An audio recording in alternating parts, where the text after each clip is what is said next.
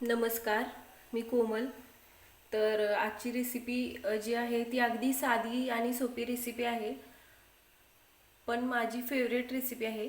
आज मी बनवणार आहे बटाट्याची भजी. तर चला तर मग रेसिपीला सुरुवात करूया.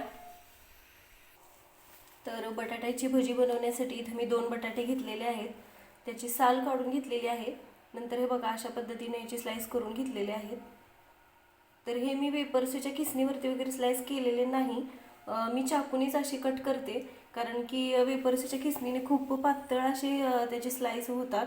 मग भजीमध्ये थोडासा जाड बटाटा असला की खायला सुद्धा बटाट्याची भजी छान लागतात. त्यासाठी मी अशा पद्धतीने चाकूने कट करून घेते. हे बघा.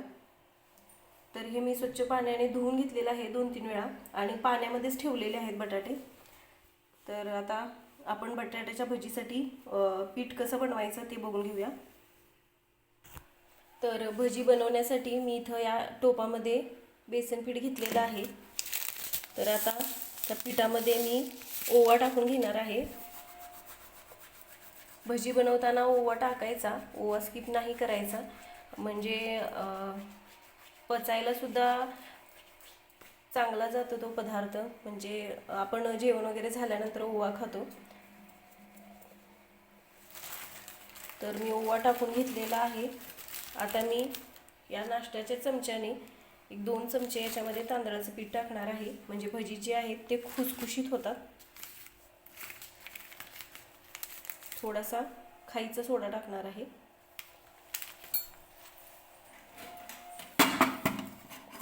थोडीशी हळद टाकते मी, खूप जास्त नाही टाकणार. तर हे बघा, अगदी थोडीशी हळद घेतलेली आहे. आणि लाल मिरची पूड घेणार आहे, ती सुद्धा अगदी थोडीशी घेतलेली आहे. हे बघा, भजी खूप छान लागतात लाल मिरची पूड टाकल्यामुळे, म्हणजे थोडासा तिखटपणा सुद्धा येतो भज्यांना. तर बारीक चिरलेली कोथिंबीर टाकते मी.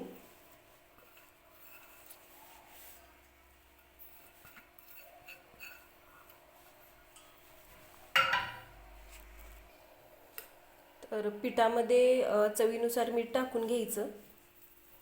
तर मीठ टाकलेलं आहे मी. आता थोडं थोडं पाणी टाकून हे पीठ आपल्याला कालवून घ्यायचं आहे. तर खूप जास्त पातळ करायचं नाही पीठ आणि खूप जास्त घट्टसुद्धा ठेवायचं नाही. तर अगदी थोडं थोडं पिठामध्ये मी पाणी टाकणार आहे सुरुवातीला.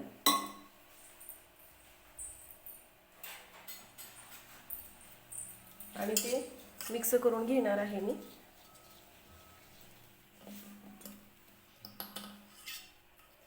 पीठ पातळ झालं की बटाट्याच्या भजीला छान असं कोटिंग येत नाही, ते पीठ असं लागत नाही बटाट्यावरती. आणि घट्ट झालं की भजी खायला सुद्धा छान लागत नाही.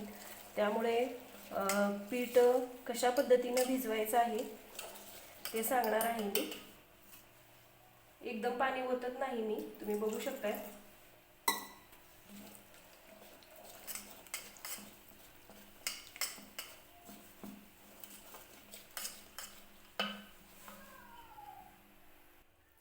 तर हे बघा, भजीसाठी मी पीठ असं भिजवून घेतलेलं आहे. तर हे बघा, खूप जास्त घट्ट किंवा खूप जास्त पातळ सुद्धा नाही हे पीठ. तर अशाच पद्धतीनं भजीसाठी हे पीठ बनवून घ्यायचं आहे.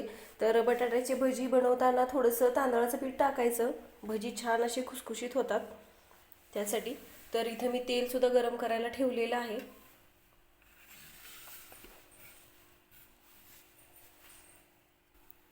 तर तेलसुद्धा गरम झालेलं आहे.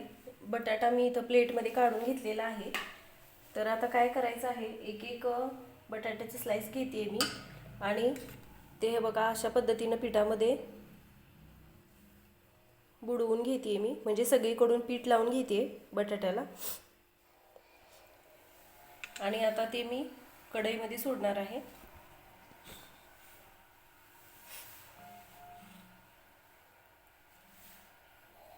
तेलसुद्धा गरम झालेलं आहे. तेल व्यवस्थित गरम झाल्यानंतरच भजी तेलामध्ये सोडायचे. तर हे बघा, अशा पद्धतीने मी एक एक भजी तर बनवून घेणार आहे.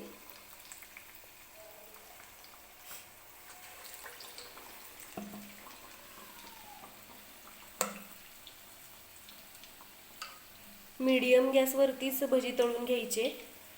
म्हणजे भजी छान असे तळले जातात. कढईमध्ये जितके बसतील तितके मी बटाट्याला पीठ लावून वगैरे भजी बनवण्यासाठी सोडून घेते.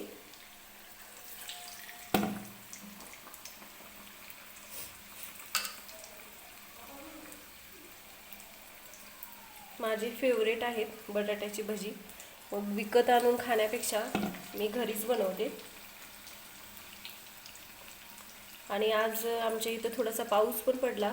मग पाऊस असला की पावसाळ्यात असं म्हणजे पाऊस वगैरे पडला की काहीतरी असं चमचमीत खाऊ वाटतं. तर मग विचार आला की चला तर आज बटाट्याची भजी बनवूया. तर हे बघा, एका बाजूने भजी व्यवस्थित तळून घेते मी आणि नंतर अलगद अशी भजी पलटून घ्यायची. तर हे बघा, झाऱ्याने मी अशा पद्धतीने पलटून घेते भजी. तर आमच्या पिल्लूचा खूप कालवा सुरू आहे बाहेर, त्याचा आवाज सुद्धा व्हिडिओमध्ये येतोय.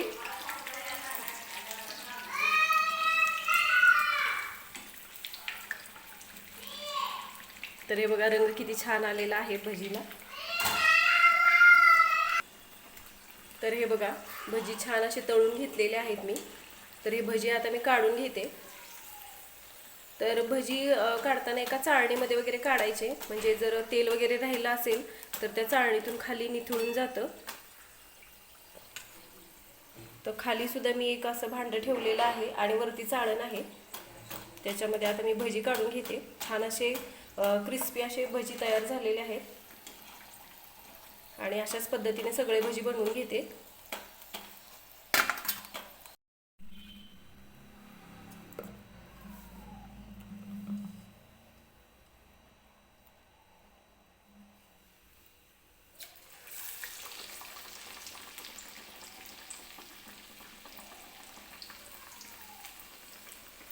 अशाच पद्धतीने हे बघा, मी भजी बनवून घेते बटाट्याची. गरमागरम भजी खूप छान लागतात बटाट्याची भजी.